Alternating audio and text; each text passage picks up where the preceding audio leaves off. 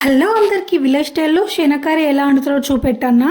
శన అంటే ఏమనుకుంటున్నారా? అదే అంటే చేప గుడ్లో ఎలా వండుతారో చూపెట్టన్నా. చాలా మంచి టేస్ట్ ఉంటుందండి, చాలా బాగుంటుంది. ప్రాసెస్ కూడా చాలా ఈజీ, తొందరగా అయిపోతుంది ప్రాసెస్ కూడా. ఇది ఓన్లీ రెయినీ సీజన్లో దొరుకుతుందండి, చాలా బాగుంటుంది. టేస్ట్ అయితే సూపర్గా ఉంటుంది. ఎలా చేస్తారో ప్రాసెస్ చూద్దామా? ఒక్కసారి మీరు ఇలా ట్రై చేయండి, చాలా మంచి టేస్ట్ ఉంటుంది. ముందుగా మనం శనగ తీసుకోవాలి. శనగ చాలా సెన్సిటివ్ ఉంటుంది, వాటర్లో ఎక్కువ వాష్ చేయొద్దండి. లైట్ ఇలా వాటర్లో ఇట్లా అనేసి తీసేయాలా. ఒక బౌల్ తీసుకుంటున్నాను. బౌల్ తీసుకొని ఒక 2 స్పూన్స్ అంతా ఆయిల్ పోసుకుంటున్నాను. ఆయిల్ పోసుకొని ఆయిల్ బాగా హీట్ కావాలి. ఆయిల్ హీట్ అయ్యాక కొంచెం జీలకర్ర, కొన్ని పచ్చిమిర్చి వేసుకుంటున్నాను.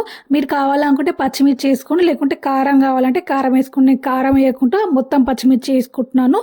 ఒక పెద్ద సైజ్ అంతా ఆనియన్ వేసుకుంటున్నాను. చిన్న చిన్న కట్ చేసుకొని పెద్ద సైజ్ ఆనియన్ వేసుకున్నా. ఆనియన్స్ వేసేసి బాగా మంచిగా కలుపుదాం. ఆనియన్స్ బ్రౌన్ కలర్ రావాలి. కొంచెం బ్రౌన్ వచ్చాక ఒక స్పూన్ అంతా అల్లం వెల్లిగడ్డ పేస్ట్ వేసుకుంటున్నాను.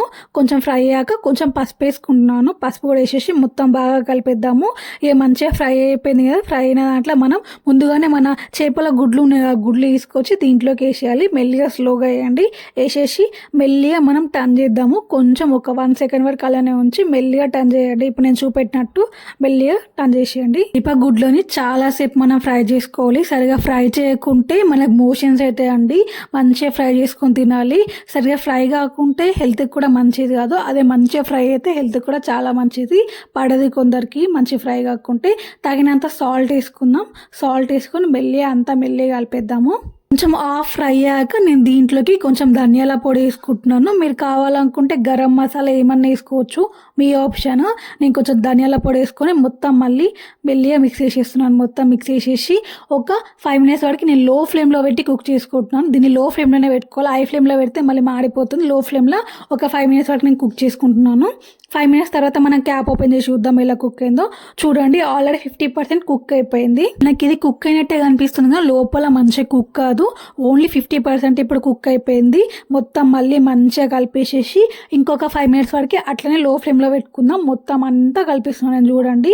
కొంచెం ఉండలుగా ఉంటే మనం మంచిగా మిక్స్ చేసేద్దాం. మొత్తం మిక్స్ చేసేసి ఇంకొక 5 మినిట్స్ వరకు నేను లో ఫ్లేమ్లోనే పెడుతున్నా. మనం లో ఫ్లేమ్లో కుక్ చేసుకుంటే మంచిగా ఎగ్స్ అంతా మంచిగా ఫ్రై అవుతాయండి.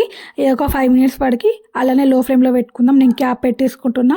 5 మినిట్స్ తర్వాత నేను క్యాప్ ఓపెన్ చేసేస్తున్నాను. చూడండి ఎంత మంచిగా ఎగ్స్ మనవి ఫ్రై అయిపోయినాయో. మొత్తం ఎగ్స్ అంతా మంచిగా ఫ్రై అయిపోయినాయి. దీంట్లోకి కొంచెం కొత్తిమీర చల్లేసుకొని స్టవ్ ఆఫ్ చేసేస్తే మన ఫిష్ ఎగ్స్ కర్రీ రెడీ అయిపోయిందండి. అదే అండి శనగ కర్రీ రెడీ అయిపోయింది. చాలా మంచి టేస్ట్ ఉంటుంది. మీరు ఇంకా ఫిష్ కర్రీలో వేసుకున్న మంచి టేస్ట్ వస్తుంది, లేదా ఇది ఊరికే కలుపుకొని తిన్నా చాలా మంచి టేస్ట్ ఉంటుంది. వీడియో వస్తే లైక్ చేయండి, షేర్ చేయండి అండ్ సబ్స్క్రైబ్ కూడా చేసుకోండి. చూశారు కదా మన విలేజ్ స్టైల్లో ఫిష్ ఎగ్స్తోనే ఎలా కర్రీ వండుతారో, చాలా మంచి టేస్ట్ అవుతుంది. నేను మళ్ళీ మరికొత్త వీడియోతో వస్తాను. ఏమైనా డౌట్స్ ఉంటే నాకు కామెంట్ చేయండి. బాయ్.